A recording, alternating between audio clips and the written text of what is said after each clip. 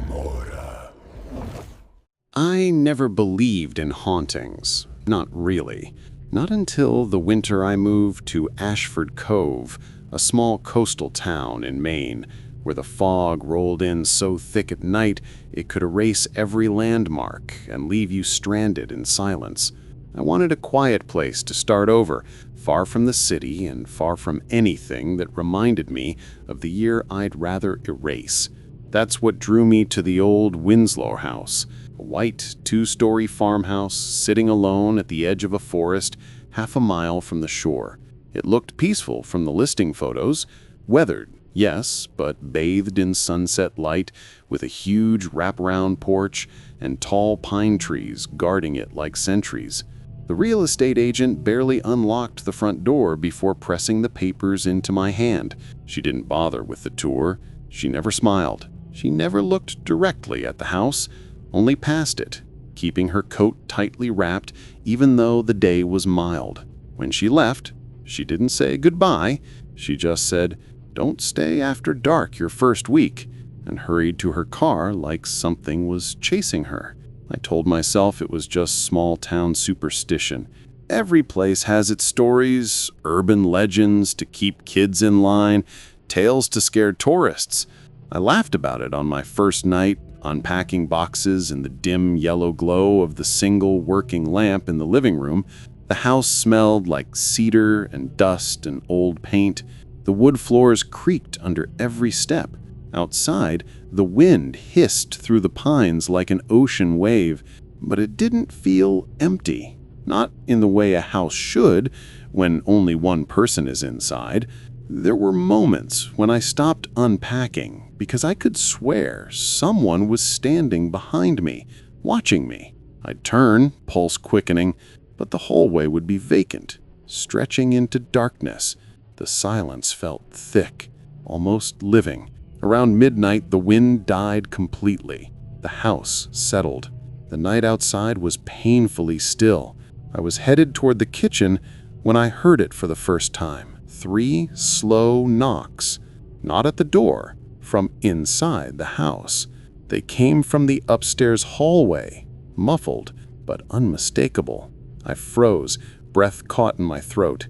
It could have been pipes or settling wood, I told myself. Old houses did that, except the sound was too deliberate, evenly spaced, like knuckles against hollow wood. 3 knocks, a pause, 3 more, then silence. I stood there in the darkness with my hand still hovering over the kitchen light switch when a cold draft moved across the back of my neck, so sharp it felt like ice. The air had changed, dense and heavy, the way the atmosphere shifts before a storm breaks. I turned slowly, but there was nothing behind me, just the silent staircase disappearing into blackness. I didn't sleep much that night. Every time I closed my eyes, I heard faint footsteps upstairs, slow and dragging, moving back and forth across the hallway. I kept waiting for the footsteps to stop, but they never did. Not until the sky outside began to pale with morning light. Then they vanished, leaving the house still and hollow, as if nothing had ever happened. When day arrived, I almost convinced myself it had been a dream, a byproduct of exhaustion.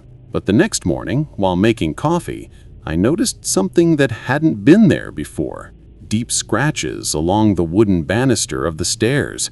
They trailed upward, long and vertical, like fingernails dragged with desperate strength.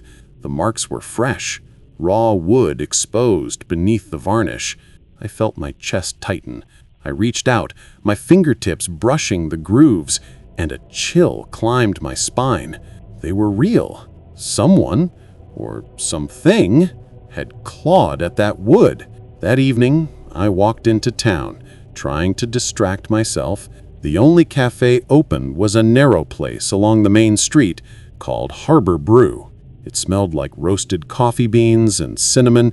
A girl about my age worked behind the counter. Short dark hair, round glasses, a name tag that said Emma. She glanced up as I approached, and her expression shifted. Recognition or dread, maybe both. "You're the one who moved into the Winslow house," she said quietly, handing me a cup without asking my order. I blinked. "It's that obvious? In this town," she forced a thin smile, "everybody knows everything." I wanted to laugh, but the seriousness in her eyes stopped me. I hesitated before asking the question that had been circling in my mind since the scratches. "Is there something I should know about the place?" She didn't answer for a bit. She looked past me, out the front window, where flakes of snow began drifting from a gray sky. Her hands gripped the counter like she was grounding herself. "Just don't open the door if you hear knocking," she whispered. "And whatever you do, don't look down the upstairs hallway after midnight." The words hit me with a weight I could feel in my bones. "How do you know that?" I asked. Her voice trembled, so faint I almost didn't hear it. "Because she waits there, every night, ever since—" She stopped abruptly, her throat tightening, eyes filling with fear. But before she could finish, the lights in the cafe flickered sharply, buzzing, the glass windows rattling like something large had slammed against them from the outside. Everyone inside stopped talking. The room fell into stunned silence. Emma stared at the lights, color draining from her face. "She followed you," she whispered. My pulse hammered. "Who?" Emma swallowed hard, backing away from me. "The woman who died in that house. The one who knocks." The lights flicked again harder, plunging us into darkness for a split second. When they returned, the front windows were fogged over completely, mist swirling like breath against glass, and written across the fog in long, wet streaks were 3 words, smeared as if traced by fingers. "Let me in." I stood frozen, staring at the words on the fogged glass until they began to drip downward like they were bleeding. The cafe had gone silent, the customers unmoving, every face washed with confusion and dread. Emma was the only one not looking at the window. She was staring directly at me, her breathing rapid and shallow. "She knows you can hear her," she whispered. "That's how it begins." I stepped back, the cup in my hand trembling, the warmth of the coffee suddenly feeling distant, unreal. "Who are you talking about?" My voice barely found its way out. "Who is she?" Emma shook her head slowly, as if saying her name alone might summon something. "No one says it anymore. We just call her the Knocking Woman." It sounded like a campfire story, like something teenagers would whisper during sleepovers, but the air in that moment felt too heavy, too charged to dismiss. I glanced again at the words on the glass.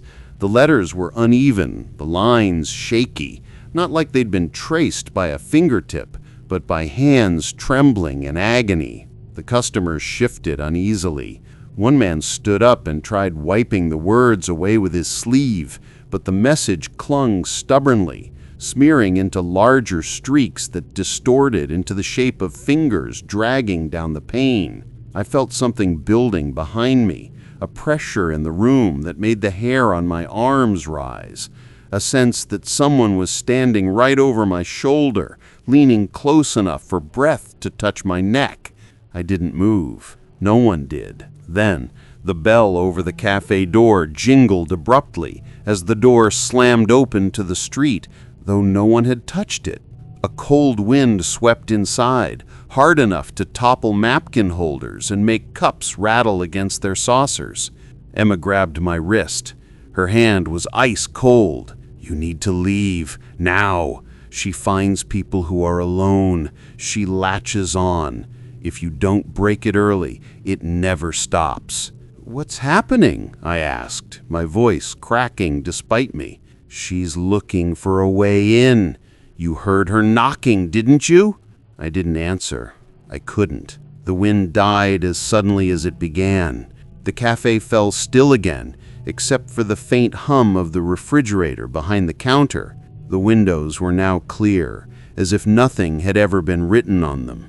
Emma leaned closer, lowering her voice to a whisper that trembled with the weight of something she'd lived through rather than merely heard about. Before you go back there, you need to understand something. The house doesn't just have a ghost. It keeps people. It doesn't let them go once they let her in. I felt my stomach twist, the room shrinking around me. You're telling me I should leave town? Right now? She looked up at me with eyes full of something worse than fear. Certainty. If you stay there another night, she'll start showing herself.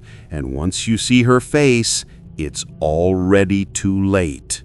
The words clung to me like cold water, but something stubborn and irrational rose up in me.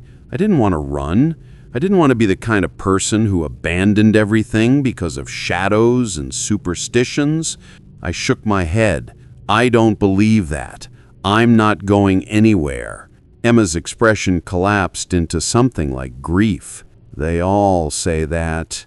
I turned away before she could continue, pushing open the cafe door. Outside, the snow had thickened, falling in heavy, wet flakes that blurred the world into clouds of white. The cold wind hit my face sharply, and when I glanced back through the glass, Emma was still staring at me, her hands covering her mouth like she couldn't bear to watch what came next. The walk back to the house felt longer than before. The road was empty. The sky darkened quickly, swallowing daylight faster than it should have. By the time I reached the front steps, the sun was gone, leaving only a dull blue haze stretching along the tree line. I fumbled with the keys, breath fogging in front of me. The house loomed quietly, too still. No lights glowed through the windows. I stepped inside and closed the door behind me. The air inside felt colder than the air outside, like the warmth had been sucked away. My footsteps echoed loudly across the floor, every sound amplified. The silence was suffocating.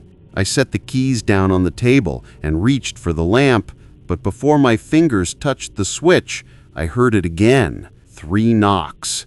They came from upstairs. Slow, hollow, too intentional to be anything else. Knock, knock, knock. My heart pounded violently. I could feel it in my throat. The house held its breath around me. I took a step toward the staircase. Then another. The wood creaked beneath my foot. Halfway up, I stopped. The air grew thick, pressing against me like invisible hands pushing forward. I felt an unnatural cold bleed through the banister, seeping into my skin. Another 3 knocks answered me, closer this time, not at the end of the hall, right at the top of the stairs. Knock, knock, knock. A whisper followed, so faint I might have imagined it, but I didn't. I felt it vibrate inside my skull. Please, let me in. My breath hitched. My hand shook as I reached the top step. And then I saw her. At first, only a silhouette, tall and thin, standing motionless at the far end of the hallway. Her outline blurred by the dim light, long hair falling over her face, head tilted slightly like she was studying me. I went still. Every muscle locked. The air turned to ice. She lifted her hands slowly, fingers curled strangely, as if broken. And with that ruined hand, she dragged her nails across the wall, carving fresh grooves that screeched into the silence. My voice cracked out in a whisper I didn't recognize as my own. What do you want? Her head jerked sharply to the side, and her voice came out like breath forced through a torn throat. Let me in. Then she stepped forward. The hallway stretched in front of me like a tunnel, the shadows thickening around her silhouette as she moved a single step forward. I couldn't breathe. I couldn't even blink. Every instinct in my body screamed at me to turn and run, but I was rooted in place, my feet locked to the floor like they were part of the wood itself. Her movements were wrong, not fluid, not human. Each step was a jolt, as if invisible strings yanked her limbs forward at uneven intervals. Her head hung low, hair concealing her face entirely, strands clinging together like they were soaked. The air around her shimmered faintly, bending the hallway light, distorting the space she occupied. She stopped just a few feet away from me. I could see her feet now, bare, dirty, toes bent at painful angles, skin bruised and torn as if she'd walked miles over broken glass. The carpet beneath her darkened with wet marks, like water dripping steadily from her body. A sharp scent hit my nose then, metallic and decayed, like rust mixed with rotting leaves taken from a swamp. She lifted her head, slow at first, then a sudden snap. Her face came into view, and every survival instinct in me ignited in a single violent surge. Where her mouth should have been, there was nothing, just a jagged seam of torn skin stretching from cheek to cheek, stitched shut with thick black thread buried deep into flesh. Bruises ringed her eyes, sunken and dark like caverns, and from the center of each pupil glowed a pale, unnatural blue light that pulsed faintly, like weak heartbeats. I stumbled backward, nearly slipping on the stair. She opened her mouth, or tried to, the stitches straining like they were about to burst. A wet, choking sound tore through the silence, the sound of breath fighting its way through sealed flesh. Tears, thick, black, tar-like, slid down her cheeks. Her hand shot forward, fingers spread, joints cracking loudly as she reached toward my face. I flinched back, panic overtaking reason, my palm closing blindly for anything to defend myself. My palm closed around the lamp sitting on a small table at the top of the staircase. I grabbed it and swung. The lamp connected with her head, shattering on impact. A burst of glass and a spray of sparks flashed through the darkness. She staggered, her body twitching in spasms, like something inside her was breaking apart. The light flickered once, then died, plunging the hallway into darkness, relieved only by the faint glow leaking from the windows. But she didn't fall. She only tilted her head slowly, her eyes burning brighter now, a furious blue that cut through the black. Her voice forced itself through her throat again, ragged and broken. "Let me in." Then she lunged. I fell backward down the stairs, crashing against the steps, the impact driving the air from my lungs. Pain exploded in my shoulder. I scrambled to my feet, legs slipping beneath me. She was already at the top of the staircase, her limbs jerking unnaturally, her neck bending too far to one side. I ran. I don't remember how I reached the front door. I only remember the sound behind me, her feet dragging down the stairs in a stuttering rhythm that matched the pounding of my heart. I yanked the door open and threw myself outside into the freezing air, slamming it shut behind me with enough force to rattle the frame. Silence. Then, 3 knocks on the inside of the door. Knock, knock, knock. I stumbled back onto the snow-covered ground, chest burning, breath tearing in and out in frantic bursts. My vision blurred. I stared at the house, expecting her silhouette to appear behind the glass, but the door remained still. The night was so quiet it felt wrong. No wind, no distant traffic. Even the forest stood motionless, as if listening. I pulled myself up and ran toward town, slipping on ice, my hand shaking uncontrollably. I didn't stop until lights appeared ahead, the glow of street lamps, and the faint hum of life. The cafe's windows were dark now, chairs stacked on tables, closed, flickering in neon. I pounded on the door, my voice raw. "Emma, Emma, please!" A light flicked on inside, and a moment later she appeared at the door, unlocking it with trembling hands. Her face went pale when she saw me. "You shouldn't have gone back," she whispered. "I told you she wasn't done." I leaned against the counter, trying to catch my breath. She spoke to me. Emma froze. Her voice dropped to a fragile hush. What did she say? I wiped a shaking hand across my face. "Let me in." Emma stepped back as if I had struck her, Her eyes widened with pure terror. "You need to understand something," she said, her voice trembling. "You can't hurt you until you let her in. That's the rule. But if she spoke to you, if you heard her voice, it means she's close enough now. She's already inside the walls of your mind." My stomach twisted sharply. I whispered, "What happens now?" Emma looked at me with the expression of someone who has already seen the ending and wishes desperately to change it. "She won't knock from the hallway anymore.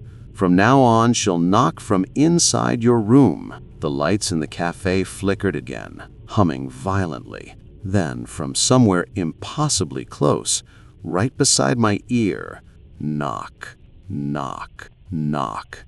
I spun around, but no one was there. Emma's face drained of all color. She stepped back from me like I was radioactive. "It's already started," she whispered. "She chose you." The window beside us fogged over suddenly, streaking upward from bottom to top, like breath drawn across frozen glass. And this time, the message was different. "I am inside."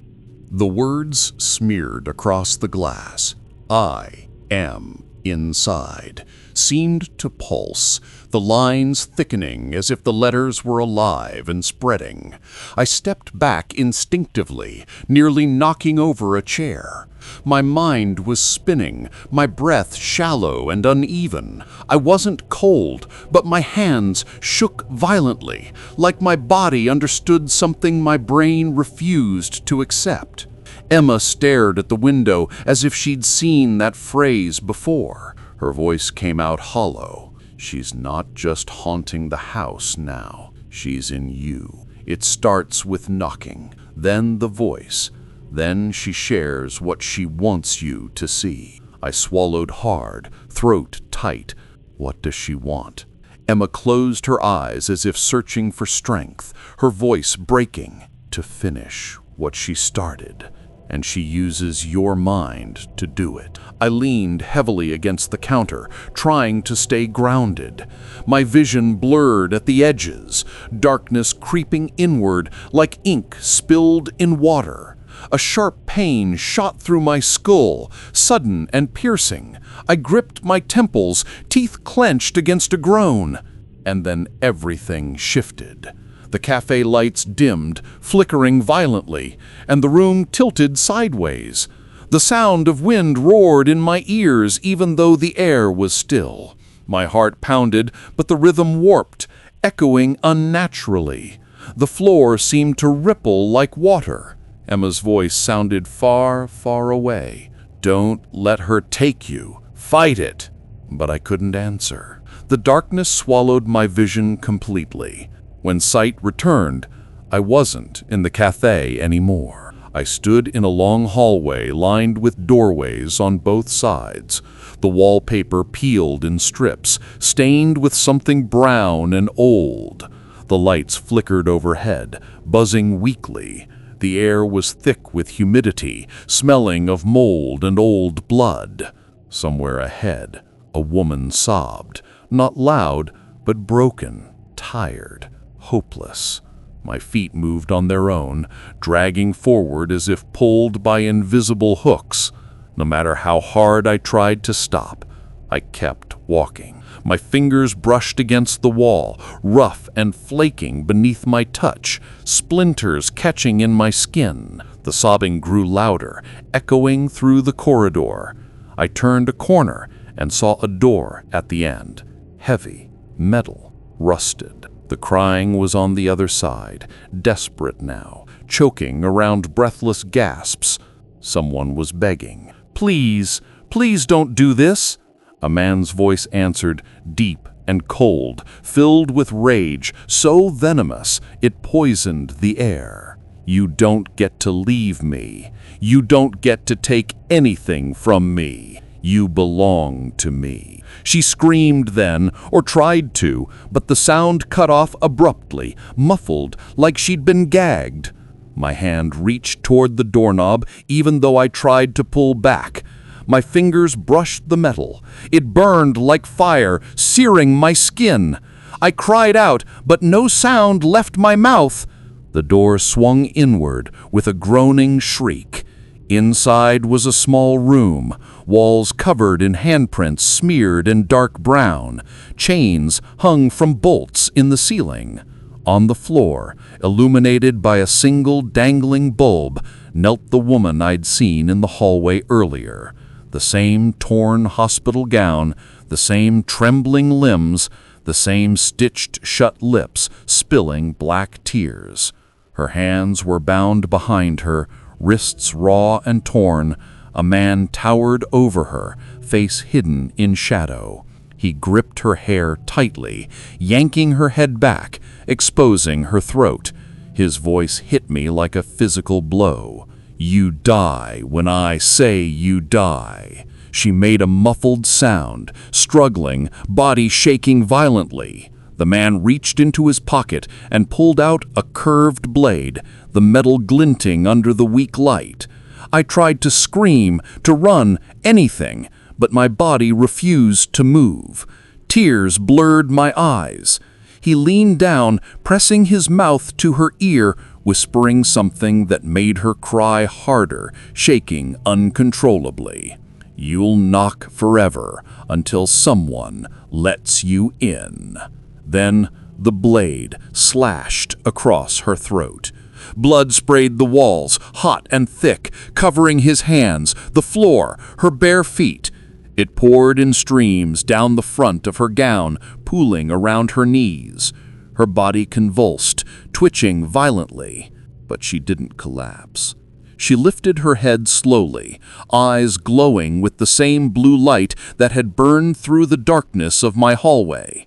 Her stitched mouth strained, threads snapping one by one, ripping through flesh as something forced its way out from behind them. Her voice tore from her throat like a scream dragged through broken glass.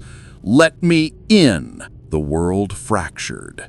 I was back in the cafe, collapsing to the cold tile floor. Emma knelt beside me, gripping my shoulders, her eyes wide and terrified. I gasped for air like I'd been drowning, my hands shaking uncontrollably, blood dripping from my nose onto the floor. "What did you see?" she whispered. My voice came out as a rasp, barely audible. "She was murdered." I swallowed hard, vision swimming. The knocking. She does it because she was trapped. She wants someone to open the door she died behind. Emma's face tightened, dread settling like a shadow across her features. "That's not the worst part," I whispered, my body shaking. "I saw the man who killed her." Emma leaned closer, voice trembling. "Who was he?" My lips moved, but no sound came, because I recognized his face. And at that moment, the lights above us flickered violently again, then went out completely, plunging the cafe into pitch darkness. From somewhere inches behind me, knock, knock, knock. Not on glass, not on walls, inside my mind. A voice whispered, wet and broken, inside my ear. "I found you." The darkness swallowed everything. The cafe seemed to dissolve around me, and for several seconds I couldn't tell if I was standing or falling, if my eyes were open or shut. All I could feel was the pounding inside my skull, those 3 knocks that echoed not in the air, but deep behind my eyes, vibrating inside bone. Knock, knock, knock. Her whisper slid through my mind like a needle through cloth, stitching itself into the spaces where thought used to be. "I'm here." Emma grabbed my shoulders, shaking me hard enough to jolt my vision back into place. When the lights finally flickered back on, her face was inches from mine, pale and tight with terror. "Stay with me," she said, voice cracking. "Don't let her take control. If she gets in deep enough, you won't come back." I could barely breathe. Every inhale felt thick and sharp like glass. My body trembled violently, muscles twitching as if electricity was pulsing through them. I pressed my hands against my temples, but the knocking only intensified, steady, relentless, demanding. "I can feel her," I whispered. "She's inside my head."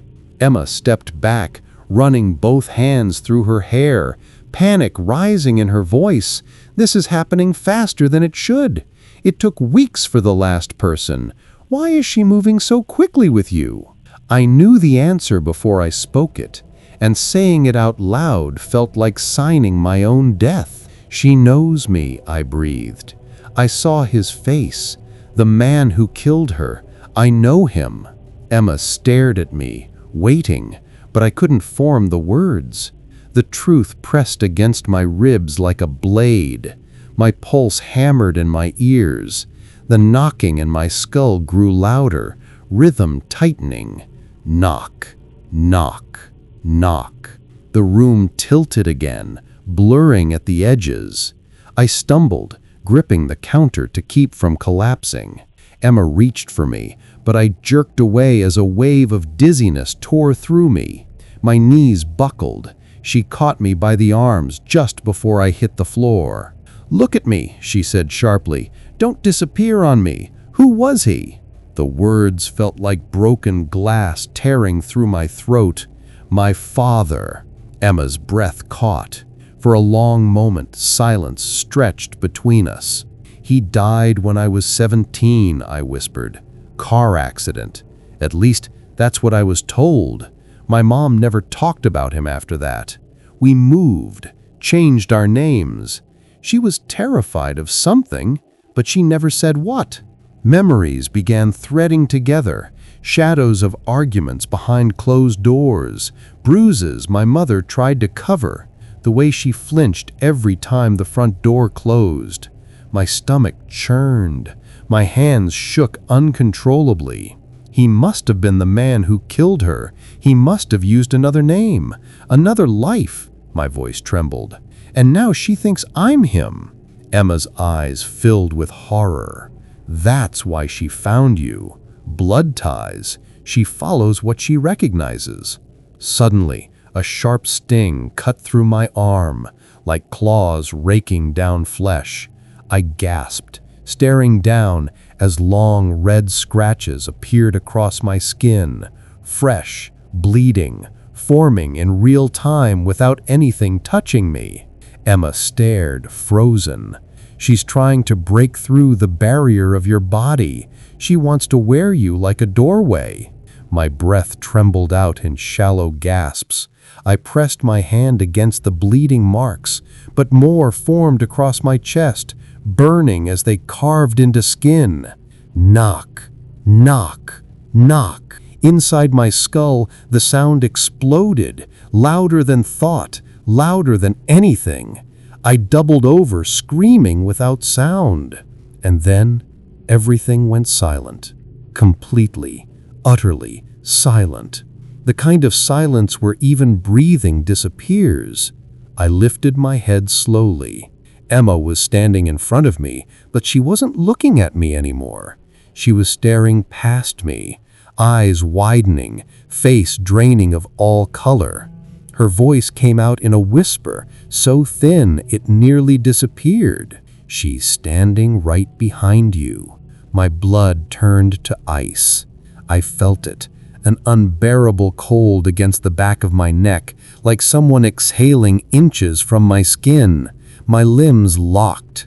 I couldn't turn. I couldn't move. My pulse pounded violently, but the rest of my body was trapped, paralyzed. A hand slid onto my shoulder, thin, sharp fingers digging into flesh, heavy enough to crush bone. My vision blurred.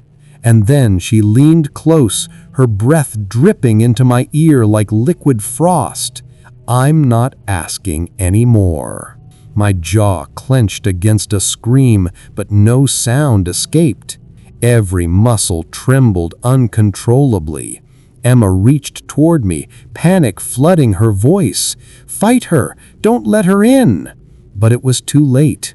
My vision went black. something else opened its eyes inside me. I felt my mouth move, but I wasn't the one moving it. Words dragged out in a voice that was not mine. Wet, gurgling, broken. "Let me out." Emma stumbled backward, horror twisting across her face. Tears streamed down her cheeks as she choked on a sob. "No, not you too!" My hands lifted slowly, fingers curling, twitching like they were severed from my brain.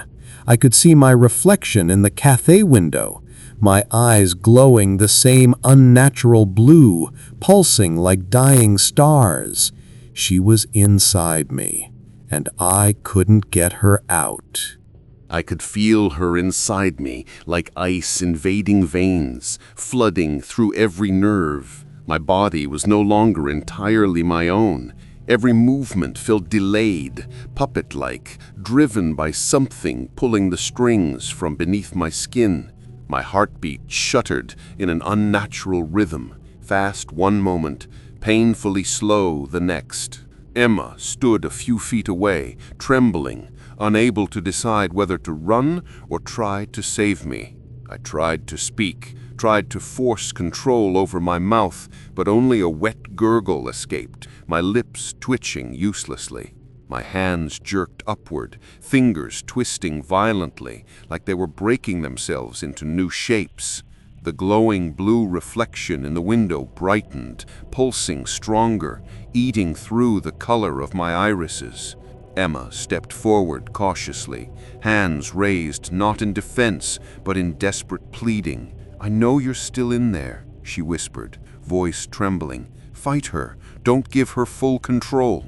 Inside my head, something screamed, a sound that wasn't mine, a primal roar ripping through the dark. The knocking in my skull returned, shaking everything inside me.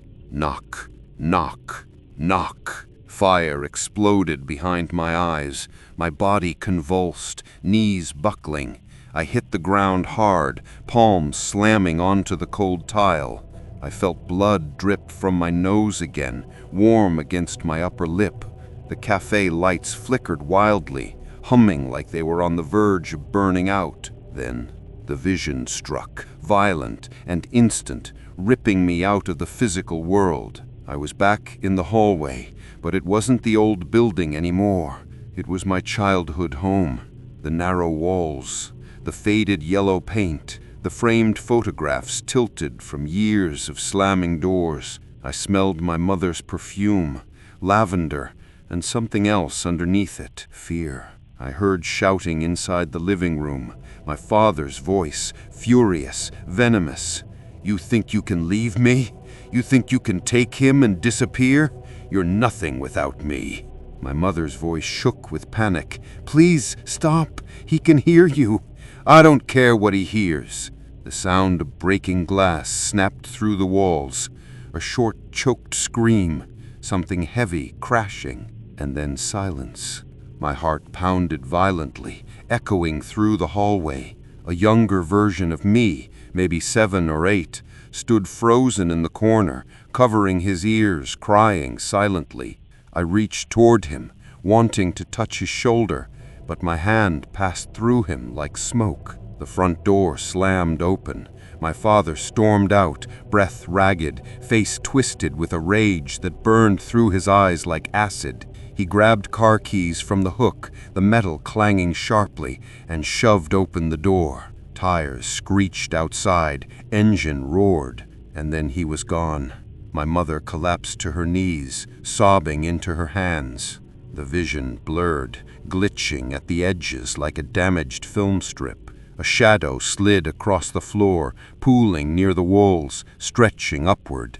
The hallway darkened. The shadow took shape, long hair, torn gown, blue glowing eyes bleeding through the dark.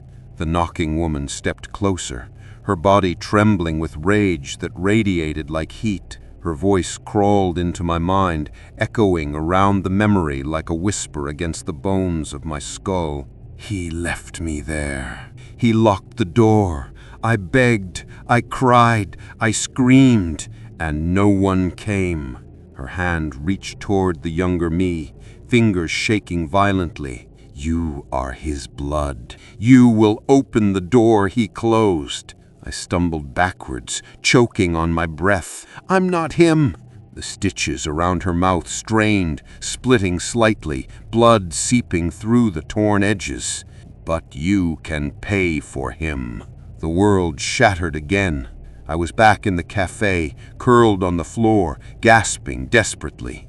Emma knelt beside me, gripping my face between her hands. "Stay here," she said, voice sharp with urgency.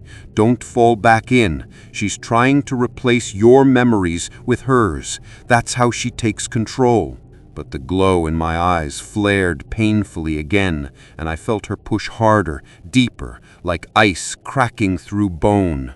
I tried to speak, but when my mouth opened, her voice spoke instead. "I will finish what he started." Emma recoiled, horror splintering across her face. "You're not him. You're not her. You are still you. You have to fight." But my hands moved again, slow, deliberate, rising toward Emma's throat.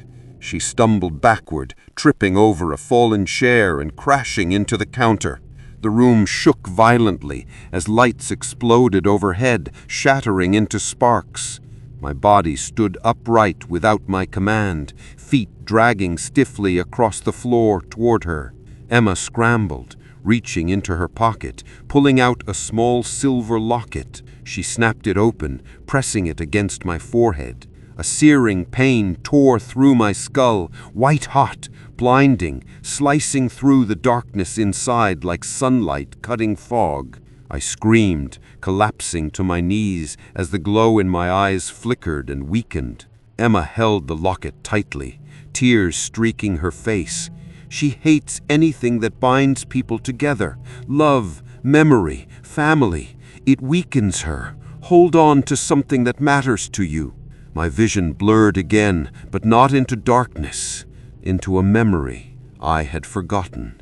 My mother holding me after a nightmare, her hand stroking my hair, whispering gently, "You're safe. I'm here. I'll never let anyone hurt you." Warmth flooded through my chest, cutting through the ice. The knocking inside my head wavered, hesitated. Emma's voice pushed through the storm. "What do you choose? Her pain or your life?" The woman's scream ripped through me, furious and wounded, splitting my thoughts like glass. "Let me in!" I grabbed my head with both hands, the world spinning, the cafe shaking as if an earthquake tore through it. My voice ripped from my throat, raw and shaking, not hers, mine. "No!" The cafe window shattered outward in a violent burst of glass. The lights went dark. For a moment, there was silence. Then, from somewhere deep inside the wreckage of my mind, her voice returned, small now, distant, trembling with rage rather than certainty. "You can't run." My vision faded again, but not into blackness, into the unmistakable shape of my house, waiting through the trees. The front door slowly creaked open on its own, and from inside the darkness, knock, knock, knock. She was calling me home. The knock echoed inside my skull long after the sound itself faded. It wasn't coming from the world around me anymore. It came from somewhere deeper, like she was pounding against the inside of my bones, demanding to be let through.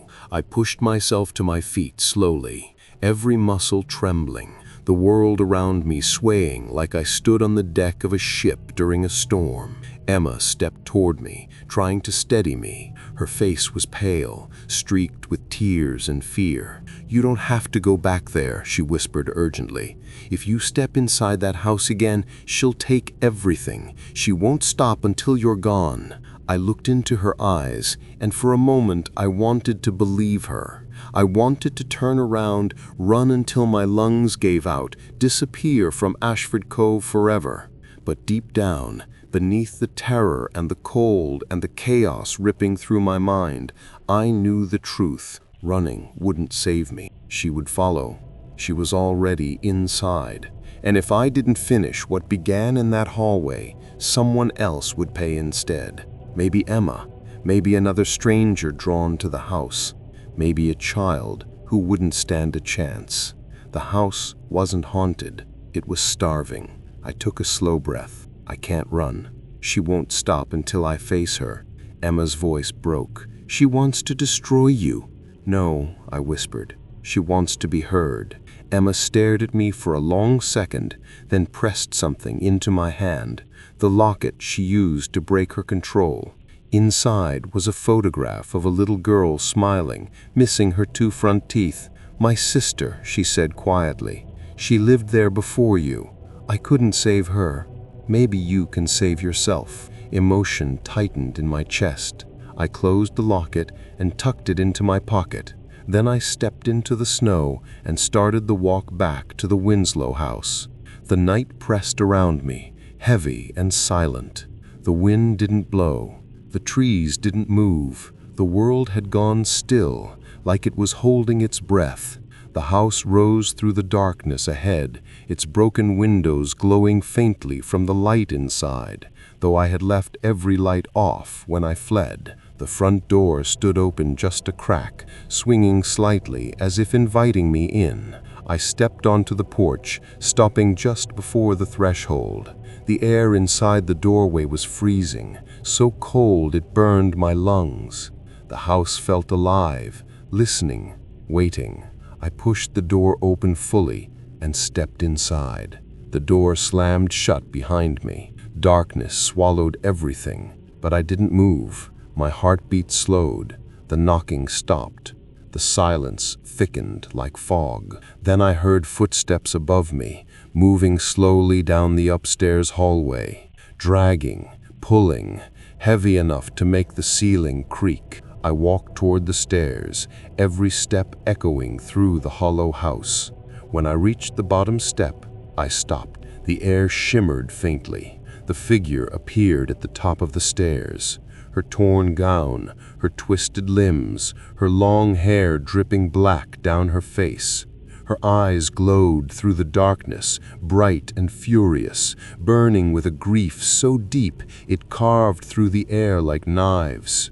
She lifted her head slowly. The stitches across her mouth strained and split, threads snapping and tearing through skin one by one. Blood spilled down her chin. The wound opened into a soundless scream that shook the air. I took one step upward. She froze. Another step. Her breathing hitched like a sob. By the time I reached the top, we stood only a few feet apart. Her teeth trembled violently, her body shaking as if held together by pain alone. Her eyes locked on mine, not with hate, but something far more desperate. I whispered, voice shaking, "I saw what he did to you." Her entire body stilled. "You begged for help. You were alone. You died in the dark." My voice broke. "I'm not him. I'm not the man who hurt you, but I'm here now." Her lips trembled, threads ripped and bleeding. Black tears poured down her cheeks. "I won't lock the door," I whispered. "I won't leave you. I won't let you die alone again." The house groaned around us, the walls bowing inward, the floor shifting beneath my feet. Her hands lifted slowly, fingers shaking like she was terrified to touch anything again. She reached toward my chest, hovering inches away, trembling with hesitation and longing. "Let me go," she whispered, not into the air, but inside my mind, soft and broken. Not "let me in," "let me go." I reached forward and took her hand. The instant our fingers touched, the house exploded with light, blinding, white, searing like the sun. A scream tore through the air, not mine, not hers, something older, deeper, ripping through the wood and walls and earth beneath the foundation. The floor shook violently, the windows shattered inward, a hurricane of wind whipped through the hall. Her face changed, not monstrous, not stitched, not broken. For a single moment, she was whole again. Eyes warm brown, lips soft and unscarred. human, alive, the woman she once was before she died, screaming in the dark. She mouthed 2 words, "Thank you." Then her body dissolved into light, breaking apart into thousands of tiny fragments that floated upward like fireflies, drifting through the ceiling and out into the night sky. The light faded, the shaking stopped, the hallway went silent. I collapsed to the floor, tears burning my eyes, breath trembling in and out of my chest. The cold vanished. The weight inside my mind lifted like fog burned away by dawn. She was gone, but something remained, a warmth in the place where ice once lived, a quiet, a peace she had never been given. Morning light filtered through the shattered windows when I finally stood. I stepped outside into the soft, pale dawn. Emma waited at the edge of the porch, eyes swollen from crying. When she saw me, she clapped her hand over her mouth, sobbing with relief. "She's gone," I whispered. "She's free." Emma nodded slowly, tears falling onto her hands. "No one's ever said that before." I looked back at the house, silent now, hollow, just wood and glass and dust. It would no longer keep anyone. I walked away from it, leaving the front door open behind me, sunlight spilling through it like a promise. As we reached the road, Emma slipped her arm around my shoulder to steady me. "Will you stay in Ashford Cove?" I looked toward the forest, the sea beyond, the horizon beginning to glow gold. "Yes," I said softly. "Someone should remember her." We walked into the morning, and the house behind us stood quiet. No footsteps, no scratching, no knocking, and for the first turn since she died, silence meant peace. GRIMORA.